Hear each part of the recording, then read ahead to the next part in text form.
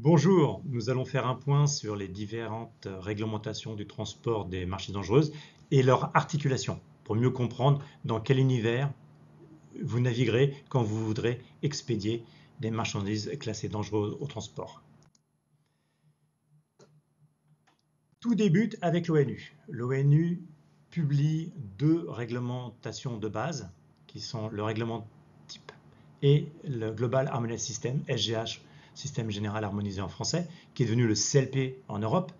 Ces règlements du moins, sont la base des autres réglementations. Ce sont les standards communs à toutes les autres réglementations. Ces bases donnent suite à 5 grandes réglementations qui sont celle de l'OACI, de l'Organisation de l'Aviation Civile Internationale, qui est reprise par l'IATA, l'Association internationale des transporteurs aériens, notamment les compagnies aériennes, qui, elles, vont reprendre la réglementation OACI de l'ONU pour y ajouter leurs propres spécificités selon les pays, selon les compagnies aériennes. Souvent, ces ajouts sont plus restrictifs que celles de l'OACI. La deuxième, dans le texte, c'est l'OMI, l'Organisation Maritime Internationale, qui a publié le code IMDG. La France va y ajouter des règles spécifiques au transport maritime français, qui sont notamment dans la division 411 ou dans le règlement des ports maritimes.